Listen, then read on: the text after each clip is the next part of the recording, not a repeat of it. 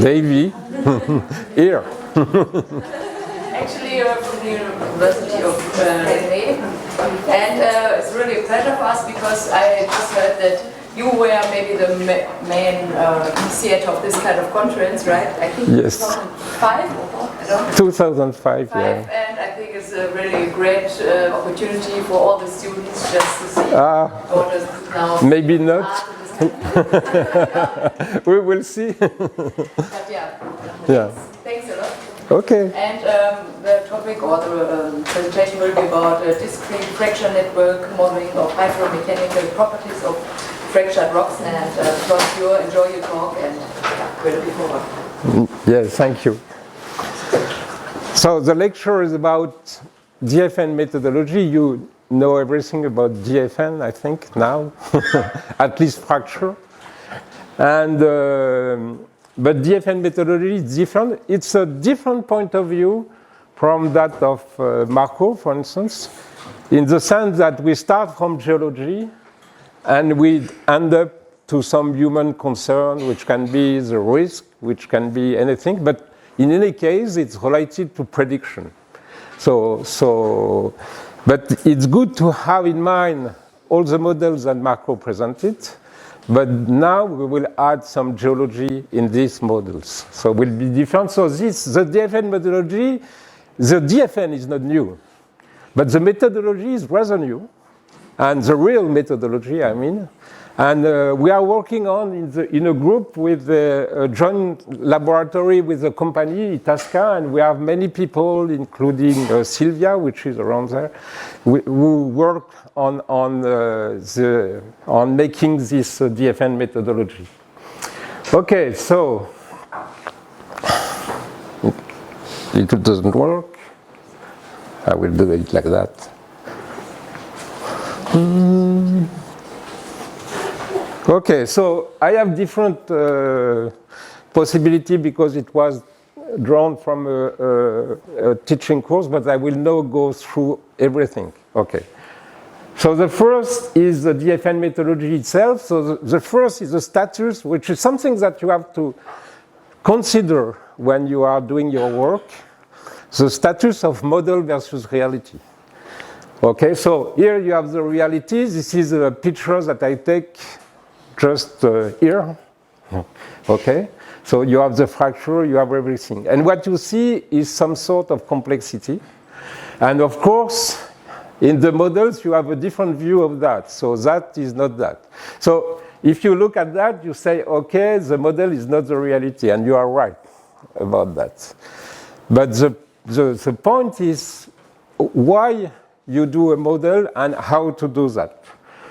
Okay, so here the ambition is to model fracture rocks. And so the type of model we want to apply is for all rocks where you have fracture and where fracture play a dominant role on the process you want to study. So mostly we are studying either hydro processes, which can mean flow, transport, and so on, or mechanical processes, which are also important, or coupled hydro-mechanical processes, which is also something that can be important in some application. So you have fracture everywhere in the world, so this is valid for everywhere in the world. Okay? And the application, so you have many applications, flow in transport in crystalline rocks. So the application is something interesting because the client asks you to make some prediction. And we have a lot of contacts, and more than contacts, with, for instance, companies working on building disposal for nuclear waste. And so the question they ask is, what will happen in 1 million years? Okay? Or 100,000 years, depends on the time. And they have to say that they have to give the proof that the disposal is safe for that. Okay, so they are working hard for this type of thing. So this includes knowledge of flow, knowledge of transport, or further transport, and so on. But we work also on the mechanical properties. And the way you look at fracture system will be different If you want to have application on flow, you are interested in the network which is connected, which create flow path. For mechanics, every fracture, even if it's not connected to the network, will be important. Okay, so you have the application, but you have also some research objective, and you have a lot of research objectives which are important. And the first thing is to understand the complexity. We will show why these systems are complex. And so the understanding is, can we build a theory like Marco presented before, but the real one? Between the fracture structure and your prediction behind. The second thing, which is very, very important, is to define what I call the simplexity. And simplexity is the simpler model, is Einstein who are supposed to say this, as simple as possible.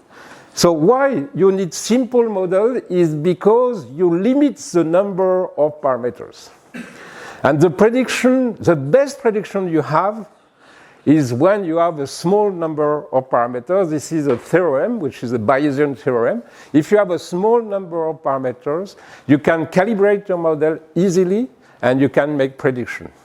But your model can be wrong. So have to find the model which is the simplest but not too simple. Simplexity is fundamental in all what you are doing there. If you are interested in geology, of course. If you are interested in mathematics, you do whatever you want. Okay? And then you have prediction, and prediction is a strange process where you have the model of parameters and you try to calibrate the model with data and so on. Okay, so in fracture medium, you have two different types of models. The first is equivalent continuous pore media. So you have 3D volumes in 3D volumes. And the second one we are interested in is discrete fracture network, where you have 2D plane, 2D system in 3D system. So it's different in nature. And maybe we know that, for instance, close to the percolation threshold that you can define with this type of model, you cannot predict anything with this kind of model. So they are not equivalent in terms of prediction.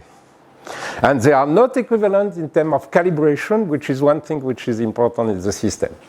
So ECM, equivalent continuous medium, the strength of this is that the mathematical description is very good. There are a lot of literature about this system for a long time. So one problem is that you have to define your equation, and it's defined with upscale parameter. And upscaling is one big issue in this type of system. Okay? Another thing is that people want to have representative elementary volume, which is a volume where you can consider that the system is homogeneous. And this volume doesn't exist anymore. But you can do upscaling without REV. It's not a problem. But they are looking for that. And the benefit for this is you have a well-developed mathematical basis for everything, including inversion, which is a problem. Inversion is how you get the parameter from the data. Okay? DFN. So DFN, the point here is to evaluate fracture in the homogeneous matrix. We will see that we have fracture of any type, of any size. And one question is that we will address here is which size is the most important. And but the point is with the DFN methodology is that this is a framework to aggregate data of different nature. Because geologists look at fractures, not this type of thing. And so geologists bring a lot of information about the fracture system. And hydrogeologists do pumping tests and so on. And if we can combine the strengths of geologists with the strengths of hydrogeologists, it's better. Okay? And this is a new methodology. It can be, you can use it to upscale the ECM parameters. So you can make the link between both if you want. Okay, the discrete fracture network approach. What you say is DFN is a representation of the rock mass as a population of objects with different statistic, deterministic, or unknown property. So it's like this room. You are a population. And we want to see what you will do as a population, either statically, dynamically, whatever. And this is the way DFN works. It's a population of objects. So you have different parameters that define this population. You have fracture density. We will see how we can define it. You have the shape of each object. You can, of course, you will reduce complexity. And each object will have quite a simple shape. You can do it, you can add many complexity in this system, but it's not necessary at the end. Many sizes, we know that we are this is a multi-scale problem. We have fracture everywhere at every sizes, even at micron sizes. So does it matter to describe the system down to micron, or can we have a jump of scale and go to upper scales? And we have also orientation, but you have also system aperture. You have at least 3 different apertures. One is hydraulic aperture that Marco mentioned. You have the real mechanical aperture, and you have the transport aperture, which is equivalent to Eulerian Lagrangian system. So it's the way you define it locally. You have also transmissivity. So this is hydraulic aperture. You have, if you are interested in mechanics, you have stiffnesses. And there is a relation between transmissivity, or at least there is paper that deal with the relation between transmissivity and stiffnesses. Stiffnesses is the elastic property of the fracture. So many things. And when you don't know things, you take some empirical equation. And you have also one thing which is very important is that your fracture is generally not always an open void. It can be filled with minerals. Okay, so I will go later. So the DFN methodology is an integrator of knowledge. You have the geological structure, geology, lithology, large-scale deformation zone. You have some information about outcrops, boreholes. You have then pumping tests will give you some insight about the transmissivity structure. Mechanical test will give you some insight about the mechanics. And chemical reactivities that can be tested in the lab give you some insight about the chemical reaction and so on. And you put all together in the same thing.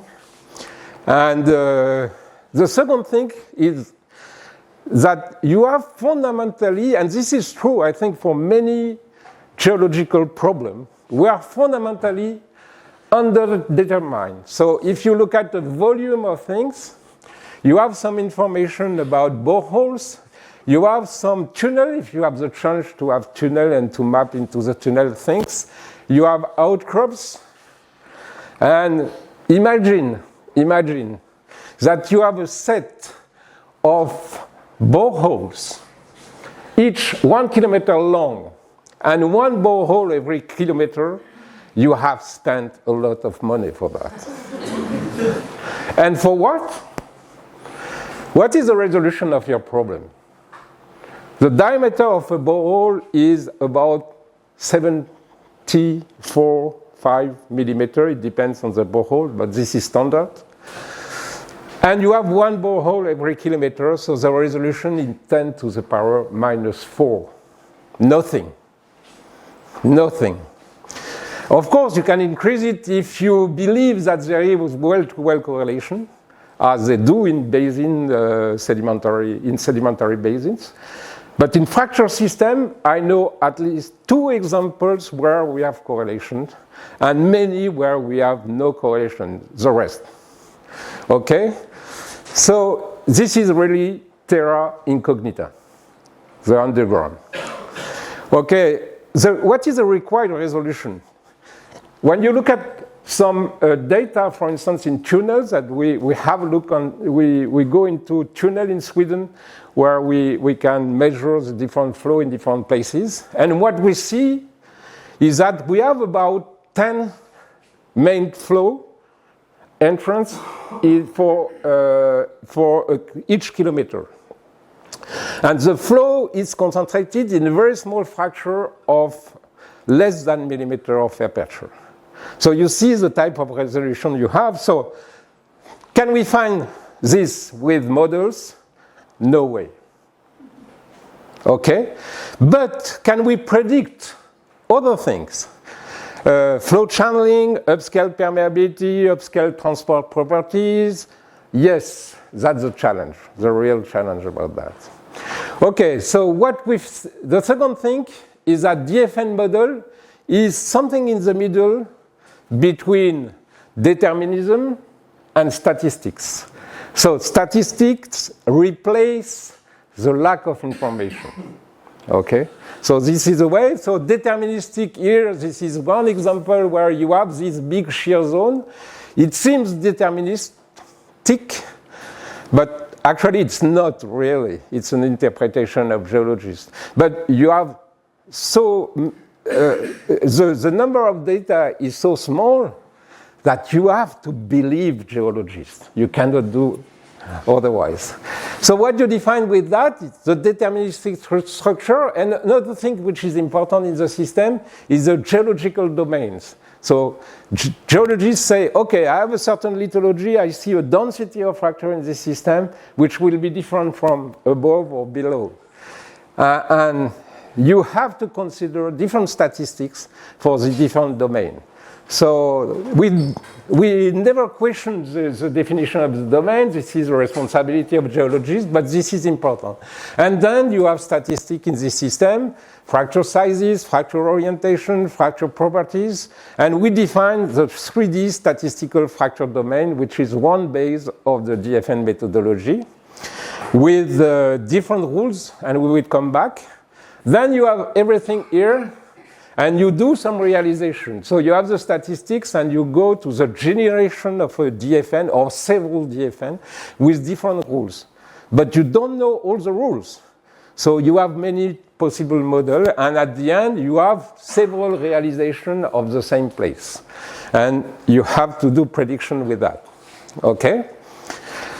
And for stochastic processes, well, we will come back about stochastic processes. So the general DFN methodology, which I think was invented in the real methodology in Sweden, and they say, okay, I have some information about the geology, outcrop and so on. I have seen some information about what they call the open DFN. So all the fractures, some fractures are clogged, sealed by mineral precipitation, and we have at least statistical information. So in Sweden, it's 80% of the fracture which are sealed. So you have to deal with only 20% of the total fracture. And you have, if we look at only hydro, but we can also look at mechanical properties, you have some information about hydrology. We have tests, we can measure the flow in different places and so on. Okay, so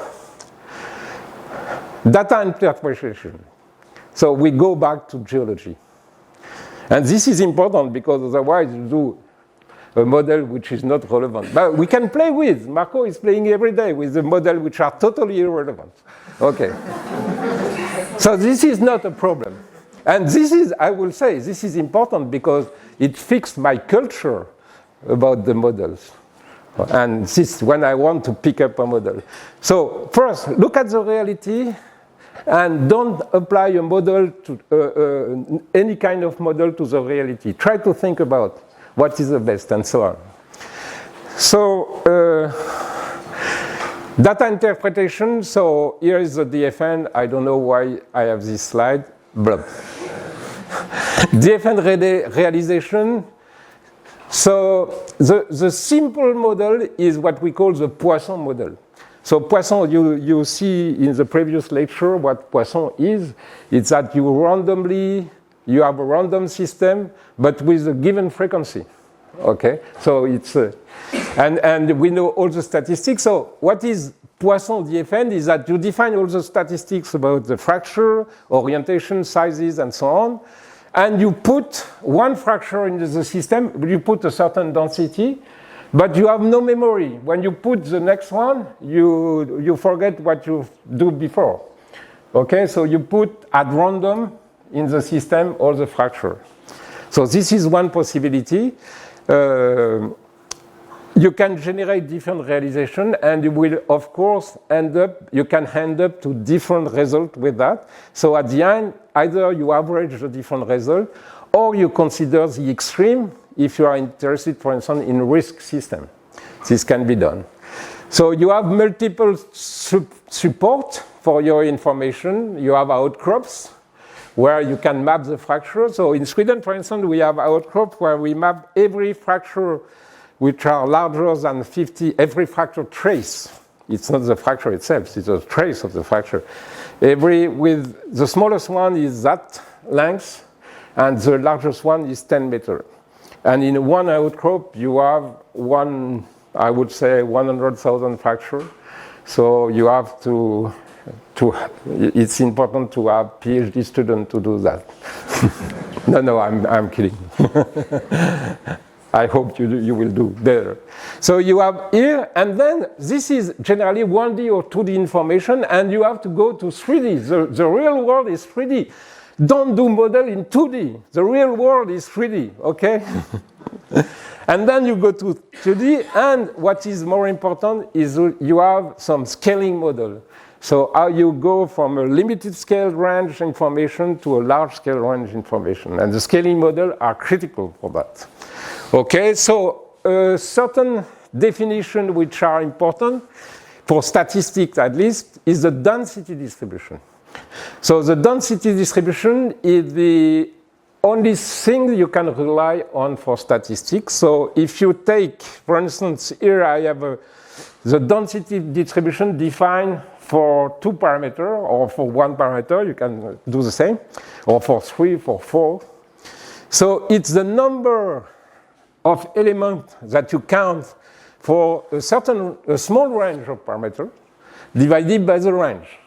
And it's supposed, if the range is small enough, it's supposed to be invariant, okay?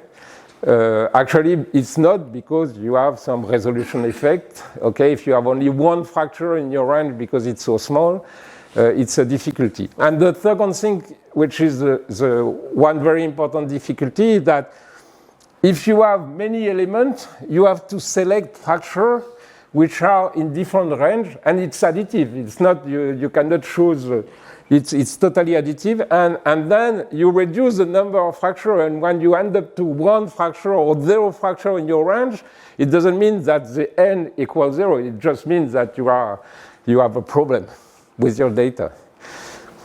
So the 3D structure model is defined the same, different parameters. Generally we use size and the 2 main orientation in your system.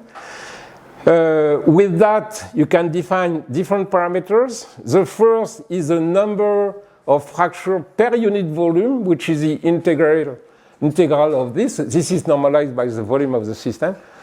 We can also define system where you have fractal properties, and so it will end up to a bit different equation. But we will keep it simple at this point. You can define the 2D trace distribution in the same way, and you can define the 1D fracture intercept distribution, the number of fracture you can count on a well, which is N1D, and this is the same way. Do you only count fractures that are fully inside of this volume? If the fracture extends beyond, does that count as a fracture? Oh, well, this is one complexity additional. But what you do is a probability, instead of having 1, you calculate the probability to be in the volume. So you take, and the probability you can define as a part of the surface in the volume. But at the end, it's important. Okay. So one thing which is quite important is the total fracture surface per unit volume, what the people call P32. 3 is for volume, 2 is for surface. So P30 is the total number of fracture per unit volume, etc., etc. And this is simply the integral of your density distribution over all the parameters, theta, the orientation, the size, and you multiply it by the surface of your system.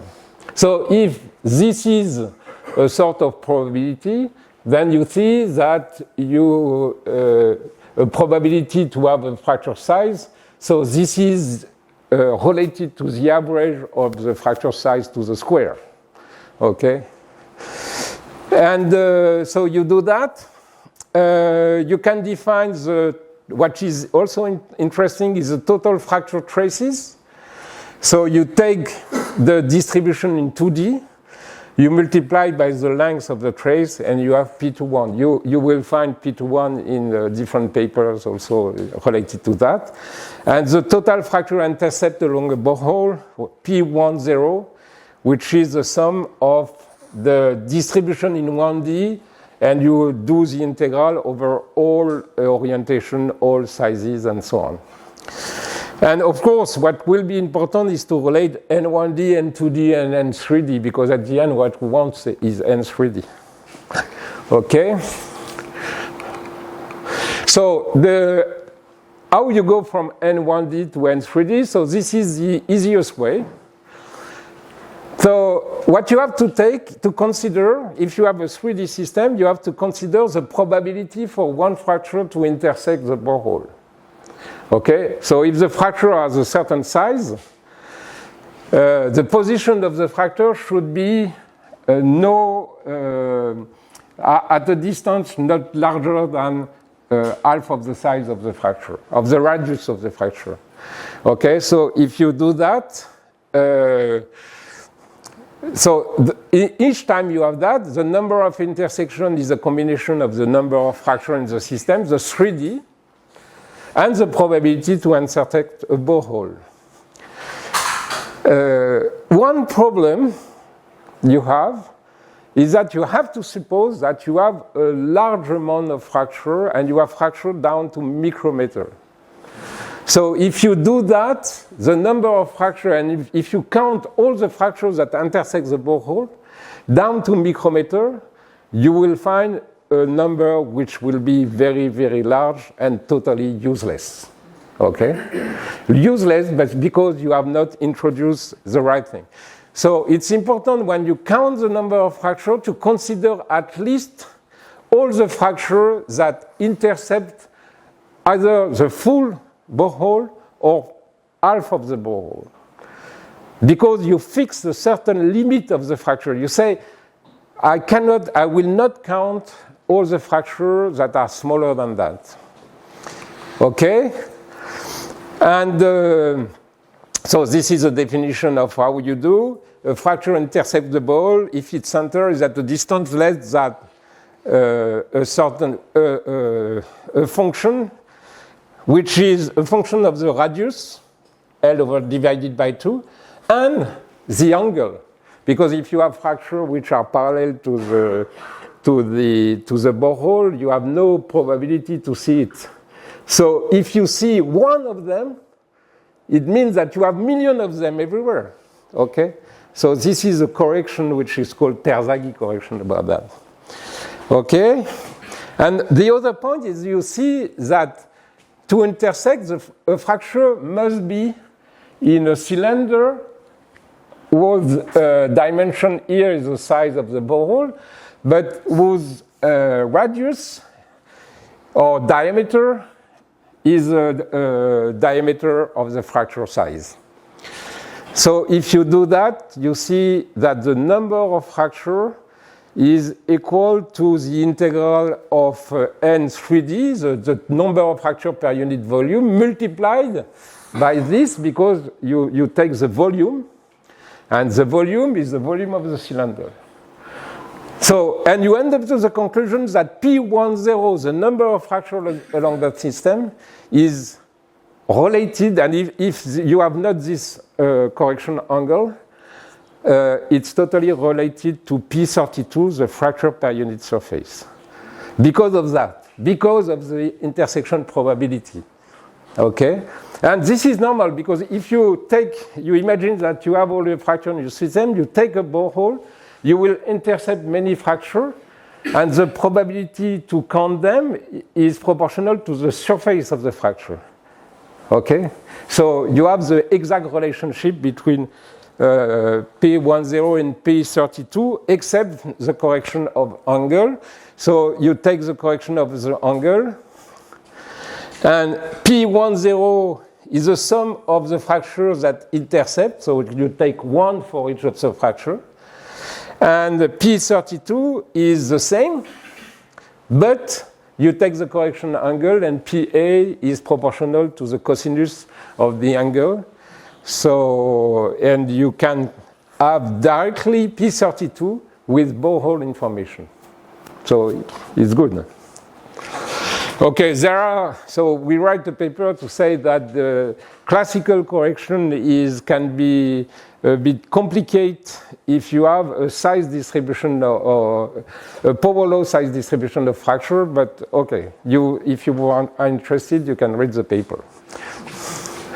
Okay, you do the same for fracture traces, and for fracture traces you have this, and all the fractures which have this trace have a size which is at least larger than the trace, a diameter which is at least larger than the trace. And then you have, you can do it for outcrops, you can do it for tunnels, and you have relation between both. And at the end, you can calculate the relation between, so we can assume, here we start with a simple model where we consider that the density in 3D of the system is a function of the density of fracture as a function of the angle of the fracture, multiplied by a power law of the fracture size, and we will come back to why we are using this assumption. And if you do that, you have a relationship between N3D, N2D, N1D, and it's totally mathematics. So you can write it and obtain the result. Okay, I will switch this. Okay, this is the relation N2D. You end up to this. Gamma is the gamma function. So you can derive it or take it as it is. Don't worry, it's not a big deal. Okay. You can also use, we did that once, you can also use geophysics. In general, geophysics is useless. Damien, you are there? But sometimes it can be interesting, at least for DFN. No, why is useless for DFN is simply that the resolution we need to see a fracture is very, very small. And there are not so many geophysical methods to see it. Okay. Otherwise, no, this is very good. And we did it with GPR and with GPR from the surface. And what we observe is that, of course, we have a problem of resolution because we see only fracture larger than a couple of meters. But when we remove this problem of resolution, we have also a problem of orientation because we don't see vertical fracture. But we have demonstrated that we see almost 100% of the horizontal fracture in the system, which is an information which is really valuable for this. Okay, Sweden. So this is the type of information we have in Sweden. You have the different outcrops. Of course, you will have problem because for this fracture, do we define one single one, or do we have 3 or 4 fracture? It depends on what we will use to generate system. If you use a generation with a Poissonian model, you have no chance to have this type of alignment. Okay, so it's really dependent on what you will see. So what you will do. So even if you do that, you can calculate the N2D, the number of fracture with a length in a given place. So never use cumulative distribution. If I see someone with cumulative distribution, it's fired from the school. You use it? So why don't I will explain. So the first thing, if you do that, you have two problems. The first problem is that the resolution, because you count only fracture with a certain size and you cannot count the smallest one. And the second problem is a sampling problem, is that you cannot have see the big fracture. You cannot see fracture larger than 10 meters if your outcrop is 10 meters by 10 meters. So this is a classical problem. And if this is a size distribution, if you use cumulative distribution, this effect will propagate down to the system because you make the integral of fracture from a certain size to every fracture larger than that. So every fracture larger than that means that you are counting this, and if you do that, you will see that your the power law, for instance, this is a power law distribution that you will get, will be wrong because of the propagation of this error in the system. I wrote a paper, and it was a very famous seismologist. So my paper was with cumulative distribution. It was a long time ago, you can imagine. And he was close and he called me, Philippe, stop using cumulative distribution. You will see many things in density distribution, and not in cumulative distribution. Everything is hidden by the fact that you integrate some effects at the end. Okay, so you take the number of fracture per unit size as a function of the trace length of the trace of the system. So it's log-log plot generally. You do that, you have this kind of thing. And if you take all the samples in Sweden, you have this information. Blah. Big one. So if you do that, you see that you have different fit. So the fit depends on how you choose the problem of resolution, the problem of sampling. So, okay, it's not like math, you know, it's really, well, a physicist approach. So you see that you have different fits, and all can be fitted by a power law. Okay, you see the type of thing, the best one, most beautiful, where I show all this. So log-log plot, here you see the value, and here you see an apparent power law exponent, which is here, and you see that it's about constant, and you well see, you know, the different effects here, okay? So we have this, and we do it for many things, and this is the thing. So you have two parameters with this simple model. One is the density, and one is an exponent. Most of the fracture are over there, but a couple, here is one, but there are at least 2 or 3 are here. The exponent here is 2.2, the exponent here in 2D is 3.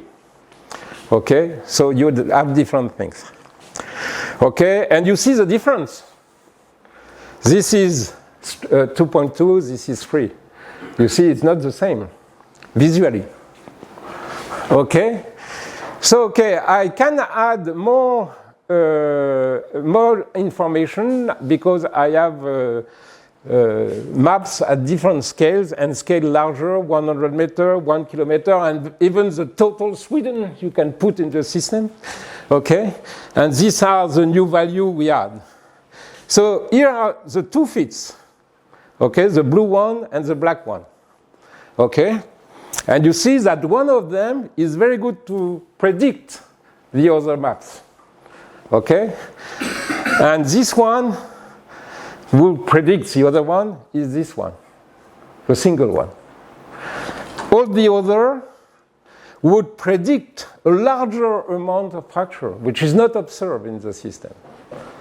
Okay, so even a singleton can be important, which is philosophical. No?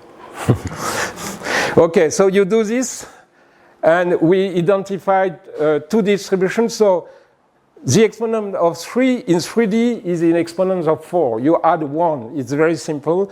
And the exponent in 2D of 2.2 is 3.2 in the system. Okay, and you can also, because now you can do stereology, you can also compare the density term at the surface, okay, that you have calculated in 3D, with what you observe at depth in boreholes. Okay, this is outcrops, so it's a function of the depth of the fracture. Okay, and these are boreholes. What you observe is that you have a good consistency. So in boreholes, we see different things. We see shear zone, highly fractured systems, and we see fracture domain, less fracture. And what you see is that the outcrops are consistent with what you see in fracture domain between 0 and 100 meters, so at the surface. But when you go deeper, so it's consistent up to a depth of 30 degrees, but the number of horizontal fracture is much smaller. So with this consistency, you can even approach what happens at depth in your system. Okay? So, fracture hierarchy. Why scaling law? Because of that. So here are two examples. One, you have this, and the scale is different. 10 kilometer, 20 centimeter. This is why when you are a geologist, you need to have a scale. It can be your watch, it can be anything, but just to see what is the real scale. And these are totally identical visually. Okay? And what does it mean? So, how can what does it mean that these systems are what we can call self-similar? Okay? So, just do something. You suppose that you have a power law distribution of fracture sizes, and you count the number of fractures that you have between, I would say here, 10 centimeter and 20 centimeter.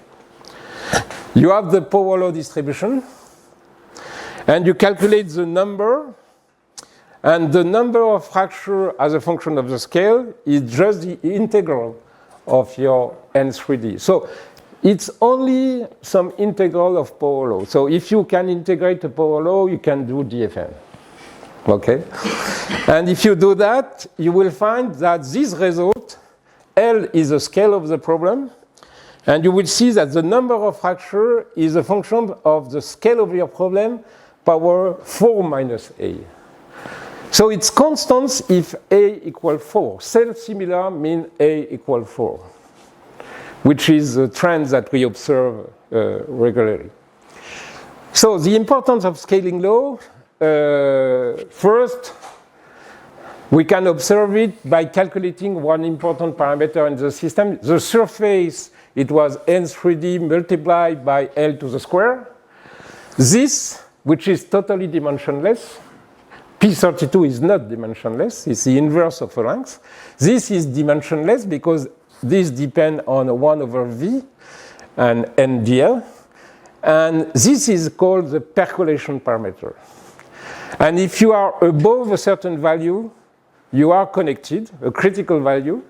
The system is on average connected. And if you are well above, it's fully connected. And if you are below, you have a big chance to have no connected pathway. So you just calculated, and you know the connected status of your DFN. So this is very important, and you can do it with simply this integral. Okay? Okay. Relevant scale for physical problem. You have different possibility, and each possibility, so you have the population of fracture, and you will calculate the efficiency of the population for each range of scale. Okay? So you can have this type of curve. So here you see that the efficiency is for the large-scale fracture, and this is equivalent to royalty. So I should change now the picture. Okay, So you can have this configuration. And if you have this, it's important because for your data, you have to look at the biggest fracture system in your, so the big shear zone and so on. You can have this, which is more democracy. Well, which can, is maybe a revolution which end up to democracy, something like that. And here, the efficiency is given by the smallest fracture. So the importance of the small fracture is very big, and you can have intermediate system. Well, we can have intermediate also court in your system, and where the efficiency is a function of this scale. And you have to spend all your money only on this scale to improve the prediction of the problem. Okay, so let's do it with the data. So this is theoretical. So here is the information in 2D of the function of the fracture length. So you have the 2D density distribution, you have the outcrop, you have the lineaments. So we see a system which is about like that. Okay. And so we derive the 3D as a function of the 2D, and we take the contribution of fracture to some physical processes, which is here. So, for instance, the contribution of fracture to surface control processes, or to the total surface. So we have this information, and what you see is that the total surface is concentrated in this range of scale. Most of the surface come from this small fracture. Okay? This is data, an interpretation of data. So if you have a process controlled by that, like an adsorption process, then the adsorption is made mostly by the smallest fracture. If you take now the percolation parameter, so to the power 3, so of course you shift the curve like that, and you see that the efficiency increases up to this length and then is about constant. So all the fracture here from this size, which is about 2 meters to 10 kilometers, contribute in the same way to the connectivity of the system. Okay?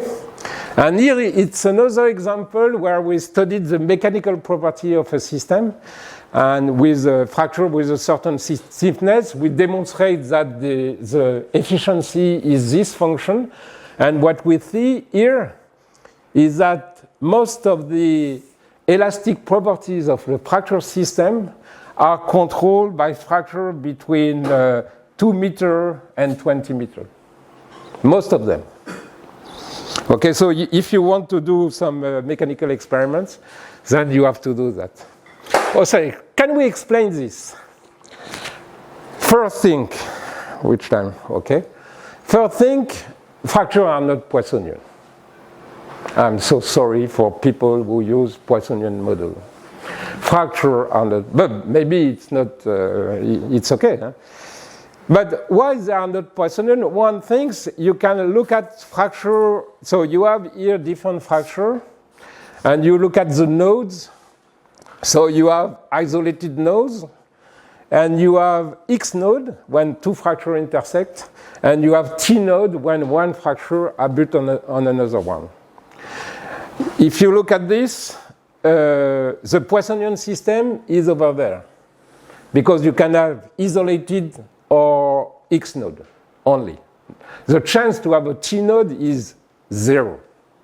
Okay? And if you look at the data are over there. So you have a lot of intersections which are T node.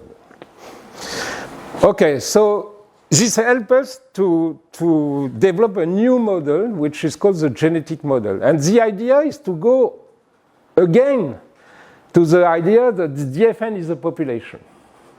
But you, as a population, you were born at some point, me before you, and then you grow, and then you will die at some point also. Sorry for that. Okay, so we start with a simple model where we have nucleation growth and arrest rules. And we let the system develop like that.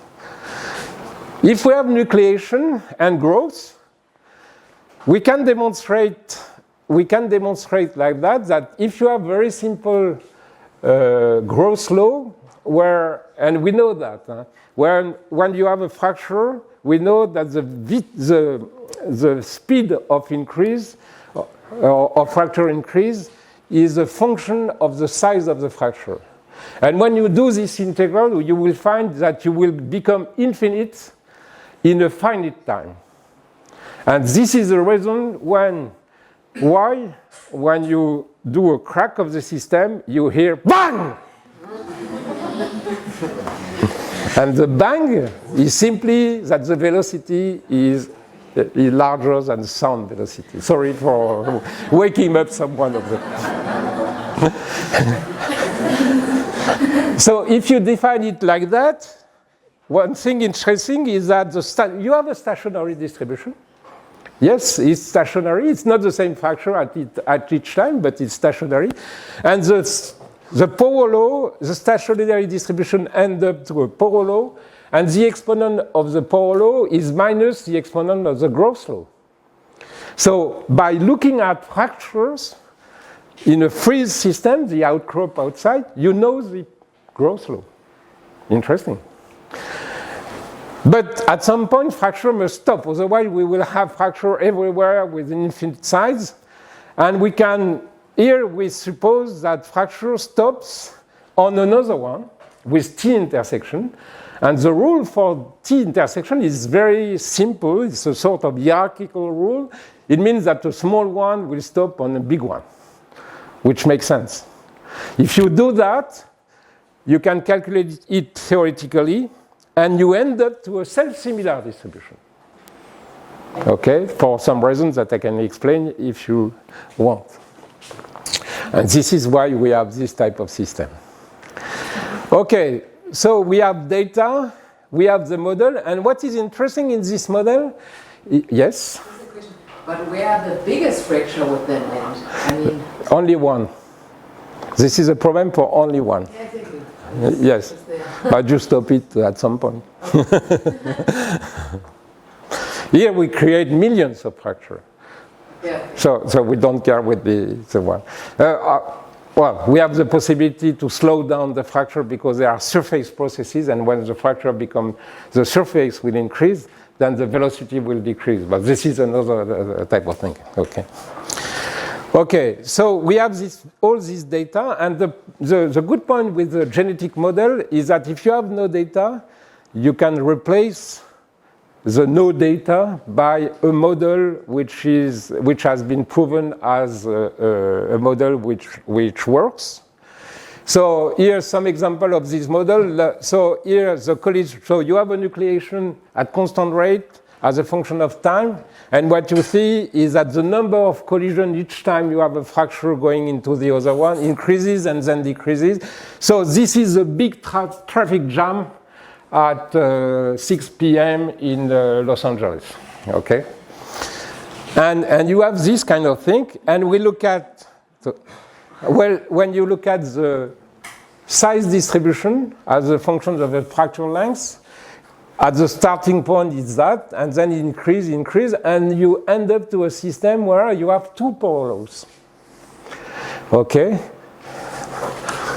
And the two power laws are one power law for the growth regime, one power law for the arrest regime. So this is the same as we discussed before. Okay, and in between we have the transition length, and the transition length is critical because you have seen, for instance, that for percolation, this is the length below which fractures are statistically not connected.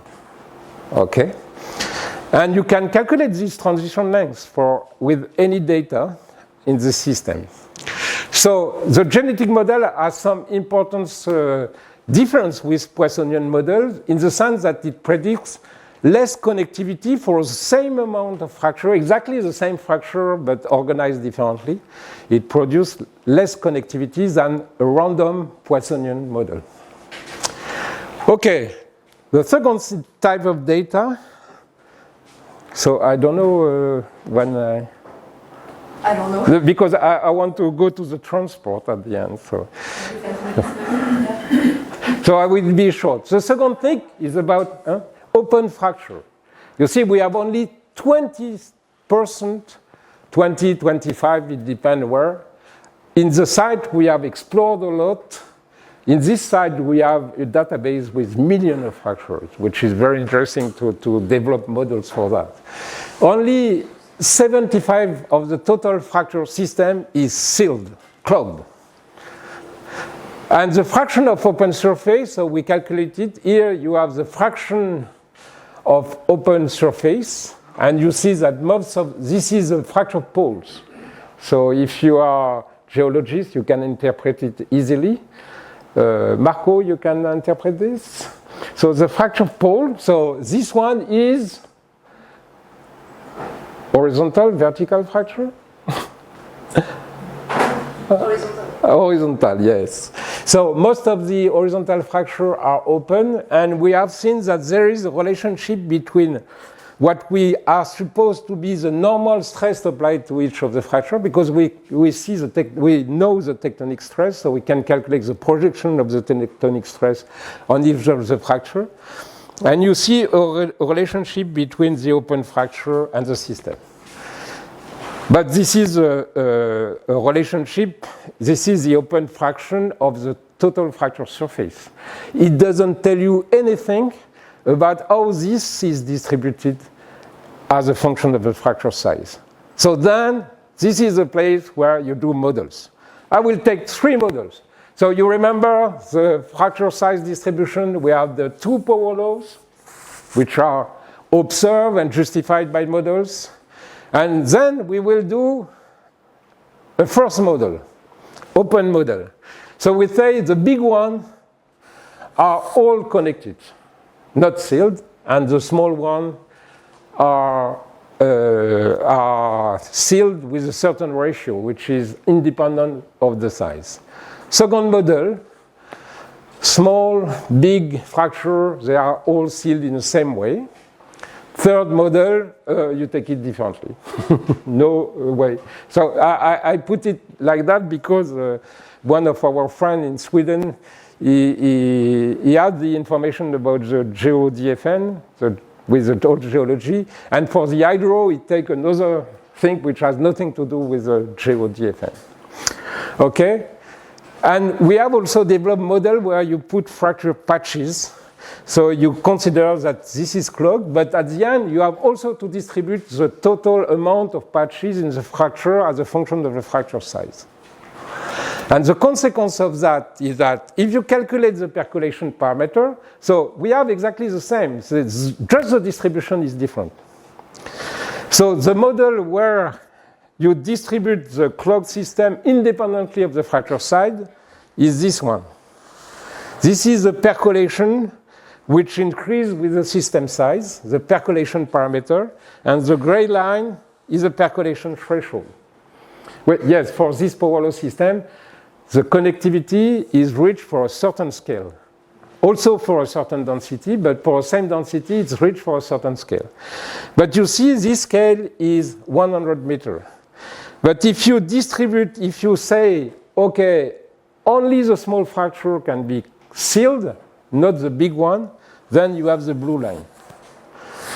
And you see the connectivity is reached for a totally different system. This one will be not so much connected. You have things like that. And the blue one is much more connected. So, and you have no information about that. So this is a big uncertainty in your modeling. Okay. Good. Dispersion. So I will remove everything here. For those who are not sleeping, and we were not sleeping during the talk of Marco, you know everything about that.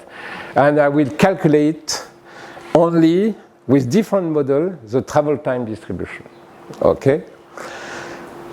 So, and the idea behind is to see, can I pick up a model in the large variety of models that Marco presented, or do I have to create a new one? Okay, so this is an application of a fundamental understanding of the system with the DFN methodology. And one key point is the origin of anomalous transport, of course, in your system. Okay, so I will see. So this is I can give you this one for your talk. Yeah. In between the equation. Okay, so we have different things. The point that Marco explained is that if you have a PDF I will take the simplest model with the Poissonian system. If you have a PDF of local travel time, okay, and if you believe that the PDF has a power law, if it's not a power law, anyway, you end up here. You end up to the central limit theorem. And if the exponent of the power law is less than 3, you have the central limit theorem and you have normal dispersion. If it's if it's less than 3, then you are in the generalized central limit theorem, and you have different configuration. One where the average velocity is constant and the dispersion increases with size, and one where both are anomalous, both the average and the dispersion. Okay, so we do it for different DFN. Okay, one constant size Poisson DFN. Okay, another one power law Poisson DFN. Another one genetic DFN, and which were calibrated for the data from Forsmark.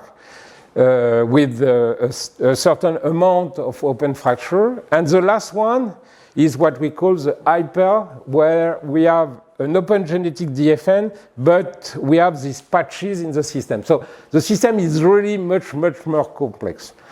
All share the same properties. So the structure is different, and we have 50 different models that have been analyzed. And we also have different transmissivity models. The simplest one, constant everywhere. Another one, constants in the fracture vary in the network. So from one fracture to another, you will not have the same transmissivity, but in the fracture it's constant. And vary in the fracture, constant in the network, and vary in the fracture, vary in the network. So you have all these different possibilities, and we make simulation for all of this, and we calculate the travel time distribution. So you will see the result. So this is what is gone. I can show you the detail of the generation of this. All of this has been generated with DFN Lab.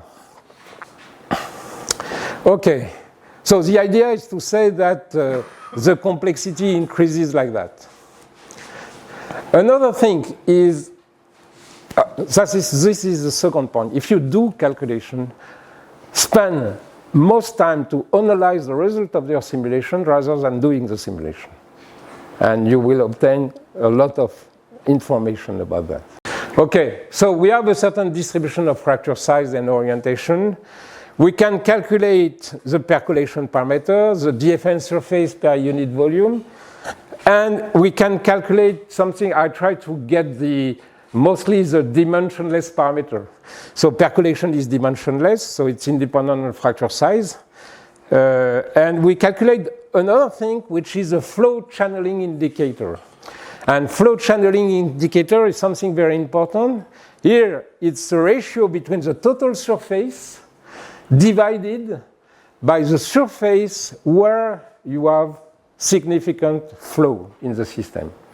So if it's very large, it means that the flow is concentrated in small channel.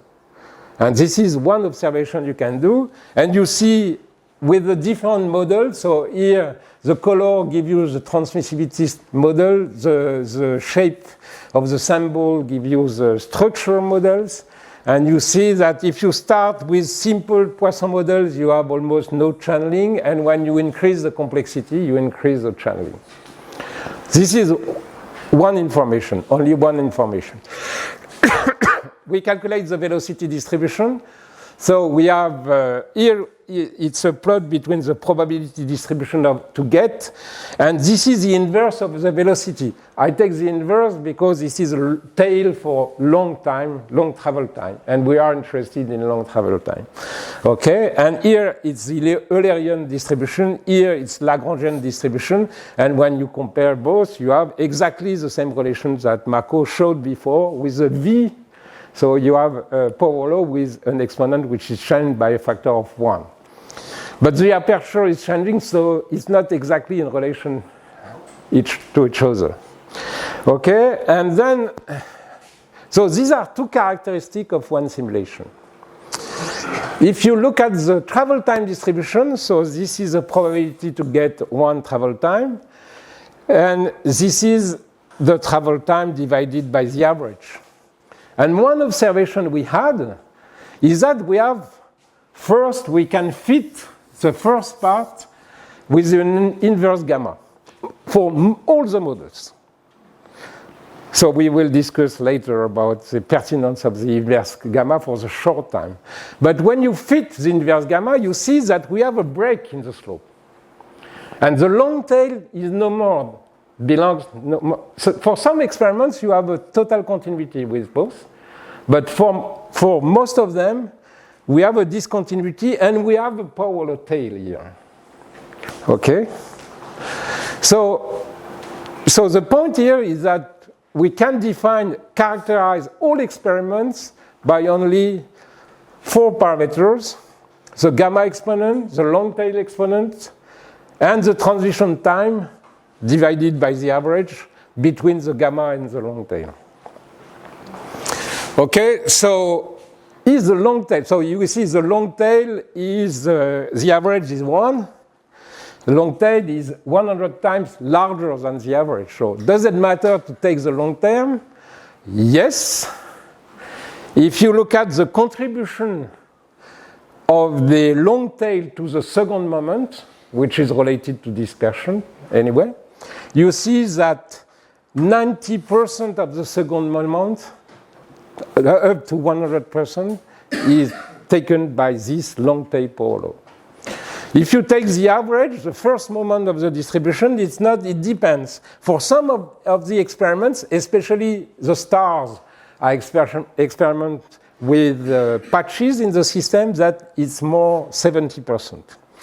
But for more of them, most of them is 20%. It's small. And the transition vary also. Then we can correlate the different exponents, which is the idea. Okay? And we can correlate, for instance, calculate the long tail exponent, which controls the dispersion, as a function of the channeling. So if the long tail exponent is small, you are very anomalous, and when you go in this direction, you are more normal. The normal is 3, okay? But you become more normal. And what you observe is that if you increase channeling, you get less anomalous, which is about counterintuitive, which is what I think the reverse has been published. No? No, maybe, I don't know. And we can also calculate the gamma, but we will come back to the gamma for the short time after. When you look at the long tail, here it's the long tail exponent, and here it's the Eulerian exponent. Okay, the velocity distribution in the system. And what you see is that the Eulerian exponent is independent, quasi-independent of the transmissivity model you have. It depends only on the structure of your system. Okay, and you have 3 groups like that. It doesn't vary a lot. If you look at, with respect to the Lagrangian exponent, which is different from the Eulerian because of this aperture variation, then the constant step theory is there, and you see that you are above the constant step theory. And so, what does it mean? One interpretation we have is that we have correlation in the systems that depend on the velocity. Okay, and if you take a very simple model of correlation, when you say that the size of the correlation is a function of the velocity to some power, if the power is 0, then you have no correlation. If the power is more than 0, you have correlation. This is the power as a function of the channeling factor. And when you have channeling, you increase the correlation, which makes sense now. So, and because you increase correlation, you decrease anomaly. So your transport becomes much more normal. Okay? So complexity of DFN structure and transmissivity in channeling. So this is the result from that. Anomalous transport is primarily achieved with complex DFN structure rather than simple. So the difference between Poisson and complex models is huge. You cannot have any, you cannot reproduce system with that. So another analysis is traps. Traps is a bit different from what Marco presented. Because in our system, we have the backbone, and we have also what we call dead ends, which are fracture where you have the entry is the same as the outlet, okay? And, but in 3D, there is no real dead ends because you can have a gradient of flow. There is no diffusion in the system, in this simulation. But you can have small gradients along the intersection, but the flow is so small that all these dead ends are not sampled at all by the particle. Here you see the travel of particle from one intersection, one fracture to the other. So each color corresponds to one fracture, and you go from one intersection to the other and so on. And what you realize is that you are going very fast, and you are stopped there. And here you stay a long time in this place. Okay? So we take as a definition of trap the fracture which has the longest time spent between two intersections. Well, this is one definition as the other. We can do it, and we can calculate the gradient of head in the system. We can calculate also the transmissivity in the system. What we see is that the trap time represents 50% of the total time. So you are totally controlled by the trap time, which is in accordance with general anomalous theory, actually. No problem with that. And the point is to know what makes traps. And if you calculate the trap time as a function of the head gradient, the trap time as a function of the tortuosity, the trap time as a function of transmissivity. So there are theories that say that this is a distribution of transmissivity that makes trap, and the result of the simulation is that this is the head gradient that makes trap. And a bit the tortuosity, because the head gradients, if you add tortuosity, you have the real head gradients between two intersections that followed by the particle. Wouldn't the direction of the head and the direction, the orientation A be really important? If you have a lot of fractures that are perpendicular to the gradient, then you have a lot of trapping? The direction of AB? A is the angle of your fracture. Well, it's, well, we have not yet interpreted it, but it's more a topological problem. Okay, you have a global, and this is about what you are saying. Okay, but we have not analyzed in depth yet. But yes, this is a topological problem, because if you have this sort of, you can do the fracture network as a graph, and the graph you have different connectivity, and at some points between two nodes of the graph you have low head because of the organization of the system. And this is the reason why we see the importance of this structure, because the structure fixes the topology. So the choice of the DFN is very important for transport prediction. So can we have data about that? I can give you this one. So we have non-sorbing tracer made for different simulation in the ASPO hard rock laboratory. I will not come back. Here it's minus 1.5, which is what is expected for matrix diffusion. And you see that we are more than minus 1.5. So this is how people interpret this with matrix diffusion. So the matrix diffusion, yeah, you obtain minus 1.5 because it's the random walks that go into the system and so on, and the time spent in the matrix. But here you see that you have big differences. And when you calculate, we can fit with the gamma plus power law distribution all this information. And when we take the exponent of the power law distribution, which is critical for the prediction, for all the experiments, we see that tracer tests are here. So tracer test seems to say that the most relevant DFN are the most complex one. So we come back to the Einstein definition of simple but not too simple. Poissonian is definitely too simple. You have to add complexity in your problem. Okay, so I can stop. The last thing is the calibration, but this is another point which can be interesting. Just the last one is when you want to go to the application, you see that we have some information, and I hope that you have understand that we have to make choice because we have not the data everywhere. So if you make choice, you define a big model space. Okay, different model. You can even take a very simple model, but you have many possibilities. And when you want to do prediction, you will have a first phase where you will say, okay, this model is correct, I can parameterize it, so I will reduce the model space. Model space include the type of model you are using plus the parameter range that you are using. So you will reduce by conditioning by all the data you have by the calibration process.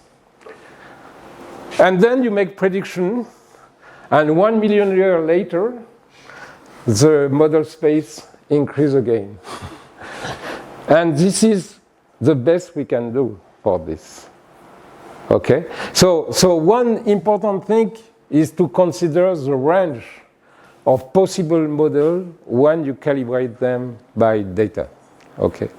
So I will stop there.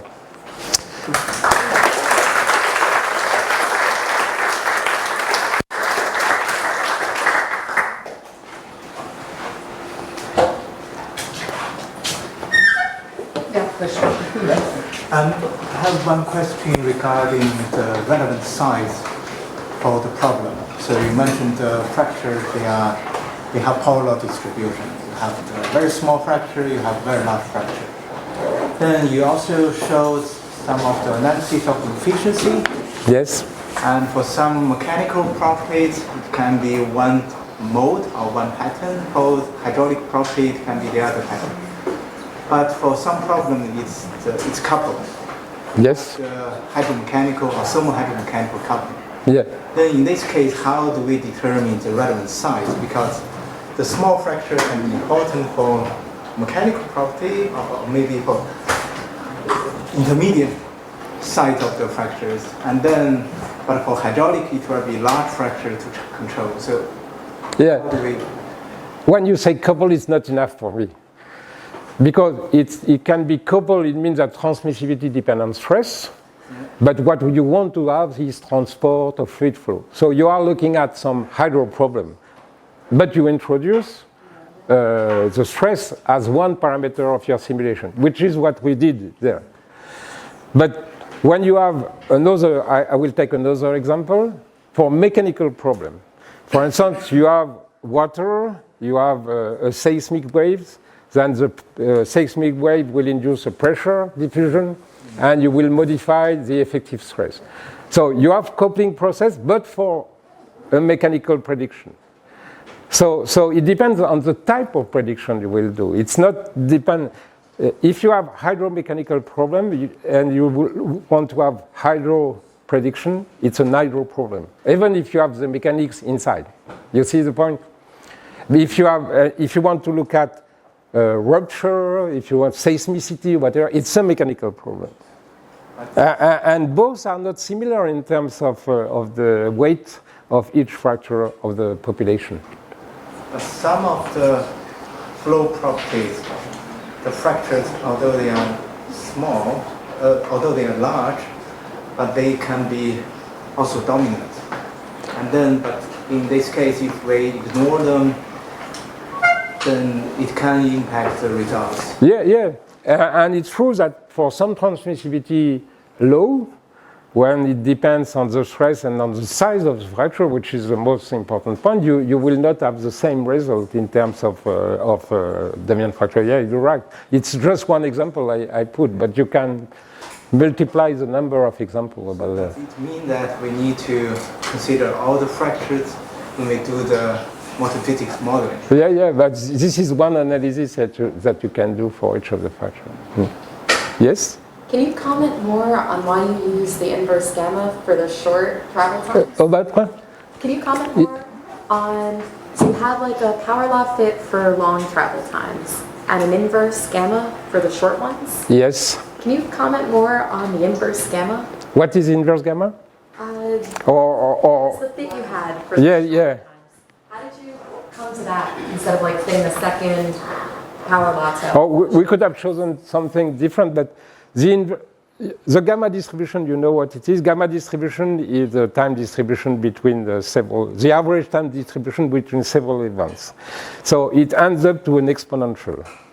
Okay, and you have the product of power law by the exponential. Okay, and this is a classical gamma. But the inverse gamma, you do the reverse. The exponential is here, and the power law is here. So the inverse gamma predicts the power law distribution at large lengths and predicts the rollover that you have at small. So the shape is correct.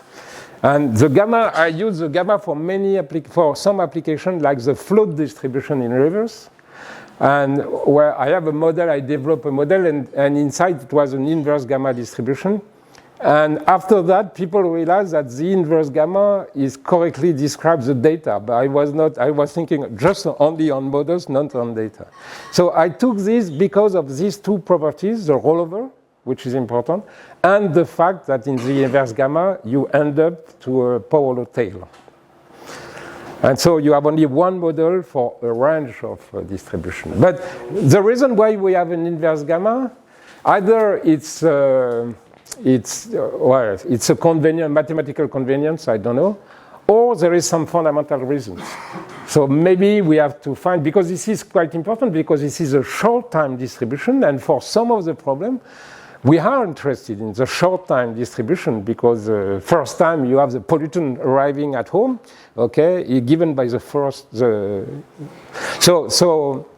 yeah, here it's only a way to reduce the number of parameters that describe the total system for the moment. Just a follow-up on this inverse gamma. So inverse gamma, it has two regimes. You have the rollover and also you have a power law. Yes. So do you have any suggestion on the mechanism causing the two sub-regimes in this inverse gamma? This is a good point. When we will understand why we have the gamma and what are the mechanisms behind, we understand the power law tail. This is trap. Clearly, gamma is more than traps. It's something else, and it's a combination of structure and permeability in the system which gives the gamma. Okay, but I cannot tell you more about that. Okay. It was already hard, to analyze the system, but this analysis takes time more than the experiment. But at the end, I think we gain into understanding, and that's a lesson that I will give you before retiring. Marco.